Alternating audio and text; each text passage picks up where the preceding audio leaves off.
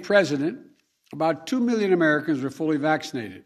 Today, over 175 million Americans have that protection. Before I took office, we hadn't ordered enough vaccine for every American. Just weeks in office, we did.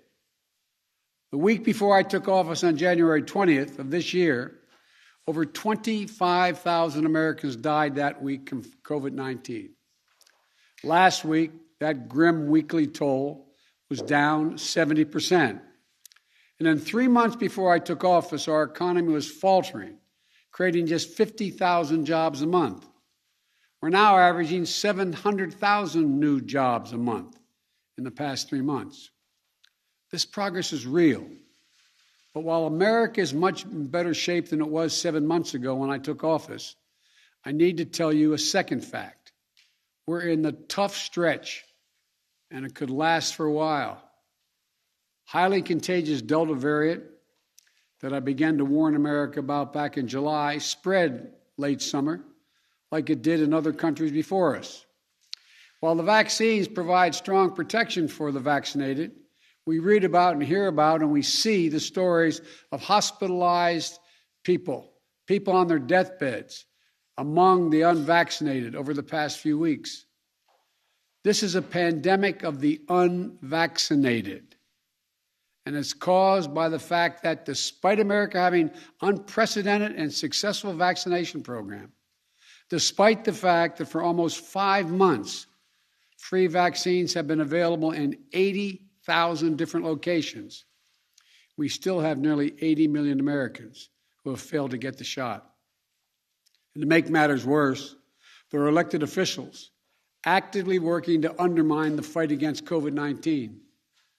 Instead of encouraging people to get vaccinated and mask up, they're ordering mobile morgues for the unvaccinated dying from COVID in their communities.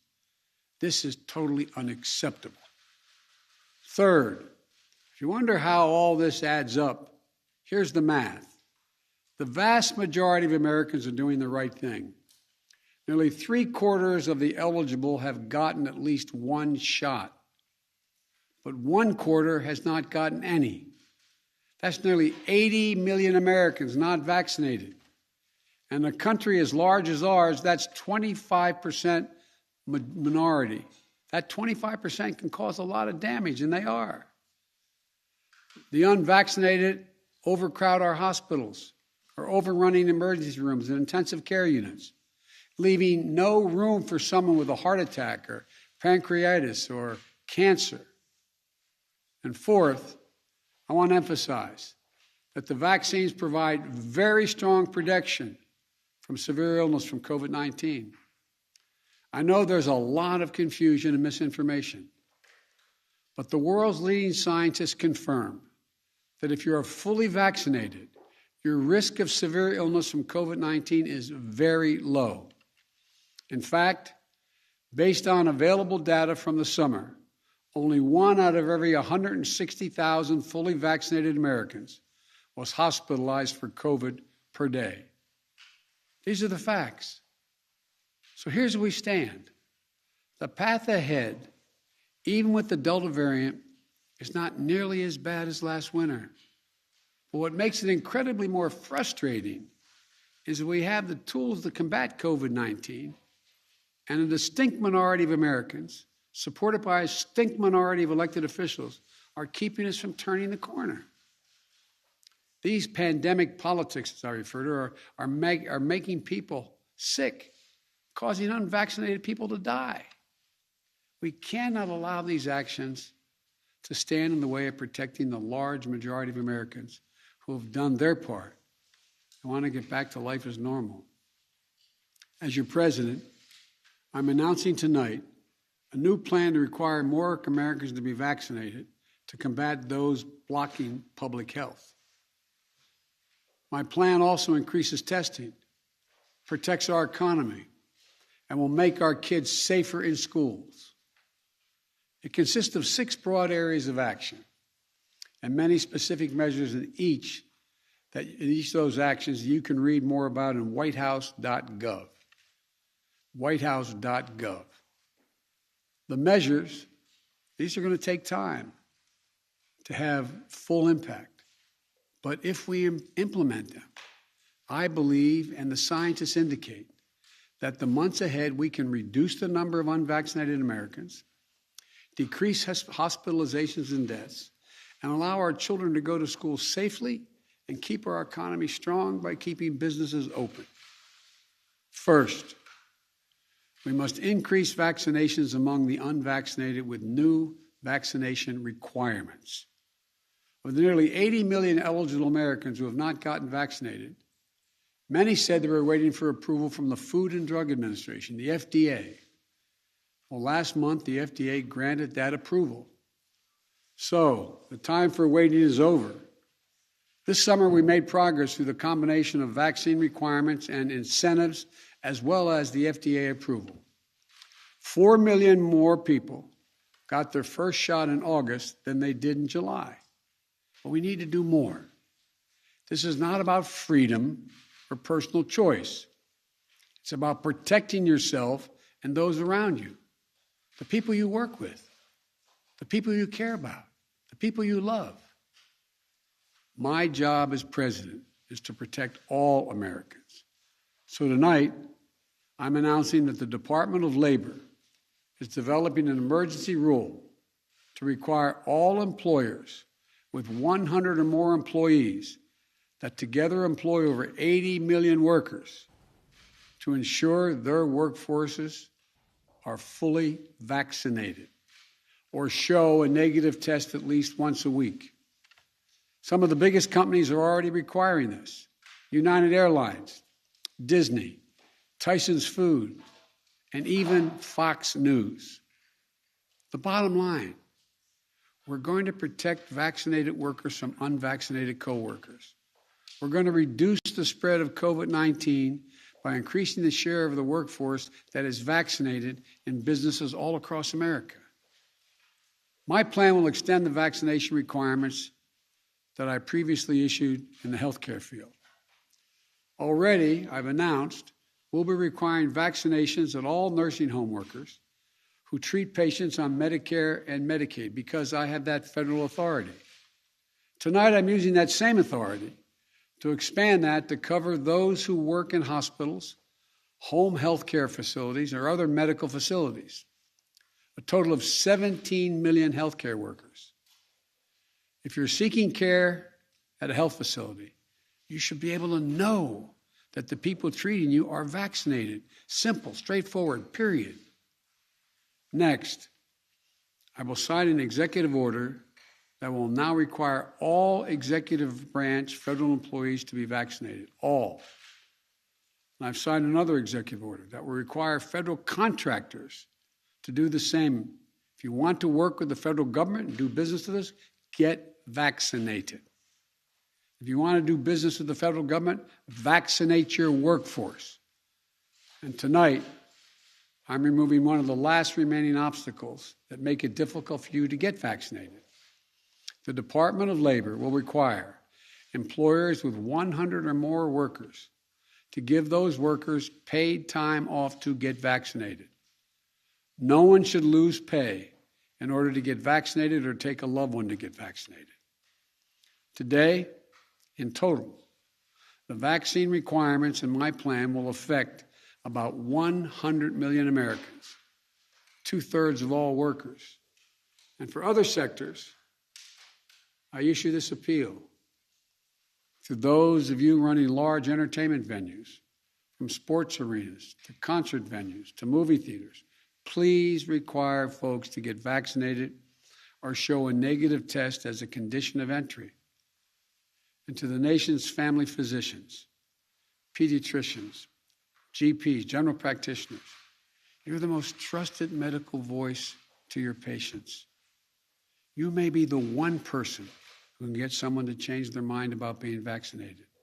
Tonight, I'm asking each of you to reach out to your unvaccinated patients over the next 2 weeks and make a personal appeal to them to get the shot. America needs your personal involvement in this critical effort. My message to unvaccinated Americans is this: what more is there to wait for? What more do you need to see? We've made vaccinations free, safe, and convenient. The vaccine has FDA approval. Over 200 million Americans have gotten at least one shot. We've been patient, but our patience is wearing thin, and your refusal has cost all of us. So please do the right thing. But just don't take it from me. Listen to the voices of unvaccinated Americans who are lying in hospital beds, taking their final breath saying, if only I'd gotten vaccinated. If only. It's a tragedy. Please don't let it become yours. The second piece of my plan is continuing to protect the vaccinated.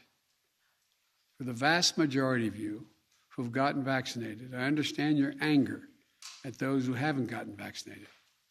I understand the anxiety about getting a breakthrough case. But as the science makes clear, if you're fully vaccinated, you're highly protected from severe illness, even if you get COVID-19. In fact, recent data indicates there is only one confirmed positive case per 5,000 fully vaccinated Americans per day. You're as safe as possible, and we're doing everything we can to keep it that way. Keep it that way. Keep you safe. That's where boosters come in. The shots that give you even more protection than after your second shot. Now, I know there's been some confusion about boosters, so let me be clear. Last month, our top government doctors announced an initial plan for booster shots for vaccinated Americans. They believe that the booster is likely to provide the highest level of protection yet. Of course, the decision of which booster shots to give, when to start them, and who will give them will be left completely to the scientists at the FDA and the Centers for Disease Control. But while we wait, we've done our part. We bought enough booster shots, and the distribution system is ready to administer them. As soon as they are authorized, those eligible will be able to get a booster right away in tens of thousands of sites across the country for most Americans at your nearby drugstore and for free. The third piece of my plan is keeping, and maybe the most important, is keeping our children safe and our schools open. For any parent, it doesn't matter how low the risk of any illness or accident is when it comes to your child or grandchild. Trust me, I know. So, let me speak to you directly. Let me speak to you directly to help ease some of your worries. It comes down to two separate categories. Children ages 12 and older who are eligible for a vaccine now, and children ages 11 and under who are not yet eligible. The safest thing for your child 12 and older is to get them vaccinated. They get vaccinated for a lot of things. That's it, get them vaccinated. As with adults, almost all the serious COVID-19 cases we're seeing among adolescents are in unvaccinated 12 to 17-year-olds, an age group that lags behind in vaccination rates. So parents, please get your teenager vaccinated. What about children under the age of 12 who can't get vaccinated yet? Well, the best way for a parent to protect their child under the age of 12 starts at home. Every parent, every teen sibling, every caregiver around them should be vaccinated. Children have 4 times higher chance of getting hospitalized if they live in a state with low vaccination rates rather than states with high vaccination rates. Now, if you're a parent of a young child, you're wondering, when will it be the vaccine available for them? I strongly support independent scientific review for vaccine uses for children under 12. We can't take shortcuts with that scientific work. But I've made it clear I will do everything within my power to support the FDA with any resource it needs to continue to do this as safely and as quickly as possible. and our nation's top doctors are committed to keeping the public at large updated on the process so parents can plan. Now to the schools. We know that if schools follow the science and implement the safety measures like testing, masking, adequate ventilation systems, which we provided the money for, social distancing, and vaccinations, then children can be safe from COVID-19 in schools. Today, about 90% of school staffs and teachers are vaccinated. We should get that to 100%. My administration has already required teachers at the schools run by the Defense Department, because I have the authority as president of the federal system, the Defense Department and the Interior Department, to get vaccinated. That's authority I possess. Tonight I'm announcing that will require all of nearly 300,000 educators in the federal paid program, Head Start programs, must be vaccinated as well to protect your youngest, our youngest, most precious Americans, and give parents the comfort. And tonight, I'm calling on all governors to require vaccination for all teachers and staff. Some already have done so, but we need more to step up. Vaccination requirements in schools are nothing new.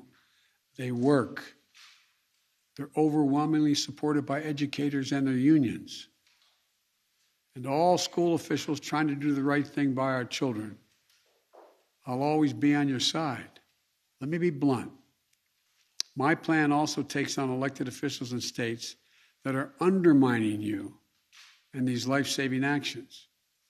Right now, local school officials are trying to keep children safe in a pandemic while their governor picks a fight with them and even threatens their salaries or their jobs. Talk about bullying in schools.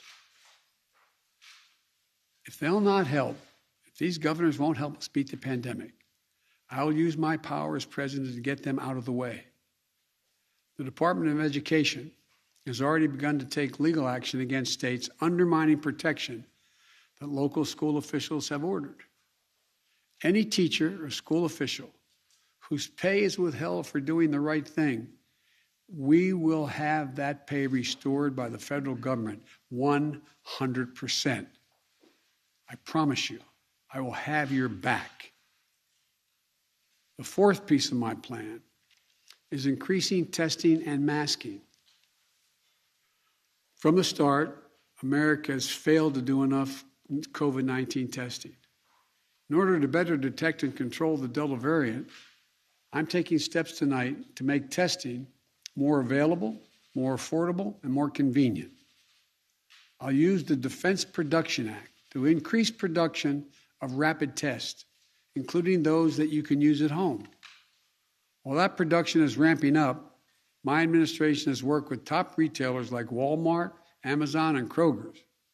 And tonight, we're announcing that no later than next week, each of these outlets will start to sell at-home rapid test kits at cost for the next 3 months.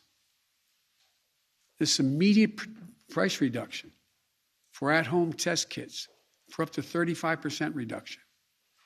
We'll also expand free testing at 10,000 pharmacies around the country. And we're committing $2 billion to purchase nearly 300 million rapid tests for distribution to community health centers, food banks, schools, so that every American, no matter their income, can access free and convenient tests. This is important to everyone, particularly for a parent or a child with a child not old enough to be vaccinated. You'll be able to test them at home and test those around them. In addition to testing, we know masking helps stop the spread of COVID-19. That's why when I came into office, I required masks for all federal buildings, on federal lands, on airlines, and other modes of transportation. Tonight, I'm announcing that the Transportation Safety Administration, the TSA, will double the fines on travelers that refuse to mask. If you break the rules, be prepared to pay. And by the way, show some respect. The anger you see on television toward flight attendants and others doing their job is wrong. It's ugly. The fifth piece of my plan is protecting our economic recovery. Because of our vaccination program and the American Rescue Plan, which we passed early in my administration, we've had record job creation for a new administration. Economic growth unmatched in 40 years. We cannot let unvaccinated do this progress, undo it, turn it back. So tonight, I'm announcing additional steps to strengthen our economic recovery. We'll be expanding COVID-19 economic injury disaster loan programs. That's a program that's going to allow small businesses to borrow up to $2 million from the current $500,000 to keep going if COVID-19 impacts on their sales. These low-interest, long-term loans require no repayment for 2 years and can be used to hire and retain workers, purchase inventory, or even pay down higher cost debt racked up since the pandemic began. I'll also be taking additional steps to help small businesses stay afloat during the pandemic. Sixth, we're going to continue to improve the care of those who do get COVID-19. In early July, I announced the deployment of surge response teams. These are teams comprised of experts from the Department of Health and Human Services, the CDC, the Defense Department, and the Federal Emergency Management Agency, FEMA, to areas in the country that need help to stem the spread of COVID-19. Since then, the federal government has deployed nearly 1,000 staff, including doctors, nurses, paramedics, into 18 states. Today, I'm announcing that the Defense Department will double the number of military health teams that they'll deploy to help their fellow Americans and hospitals around the country. Additionally, we're increasing the availability of new medicines recommended by real doctors, not conspiracy theorists. The monoclonal antibody treatments have been shown to reduce the risk of hospitalization by up to 70% for unvaccinated people at risk of developing severe disease. We've already distributed 1.4 million courses of these treatments to save lives and reduce the strain on hospitals. Tonight, I'm announcing we will increase the average pace of shipment across the country of free monoclonal antibody treatments by another 50%. Before I close, let me say this. Communities of color are disproportionately impacted by this virus. And as we continue to battle COVID-19, we will ensure that equity continues to be at the center of our response. We'll ensure that everyone is reached. My first responsibility as president is to protect the American people and make sure we have enough vaccine for every American, including enough boosters for every American who's approved to get one. We also know this virus transcends borders. That's why even as we execute this plan at home, we need to continue fighting the virus overseas, continue to be the arsenal of vaccines. We're proud to have donated nearly 140 million vaccines over 90 countries, more than all other countries combined, including Europe, China, and Russia combined. That's American leadership on a global stage. And that's just the beginning. We've also now started to ship another 500 million COVID vaccines, Pfizer vaccines, purchased to donate to 100 lower-income countries in need of vaccines. And I'll be announcing additional steps to help the rest of the world later this month. As I recently released the key parts of my pandemic preparedness plan so that America isn't caught flat-footed with a new pandemic comes again, as it will. Next month, I'm also going to release a plan in greater detail. So let me close with this. We've made so much progress during the past 7 months of this pandemic. The recent increases in vaccinations in August already are having an impact in some states, where case counts are dropping in recent days. Even so, we remain at a critical moment, a critical time. We have the tools. Now we just have to finish the job with truth, with science, with confidence, and together as one nation. Look, we're the United States of America. There's nothing, not a single thing we're unable to do if we do it together. So let's stay together. God bless you all and all those who continue to serve on the front lines of this pandemic. And may God protect our troops.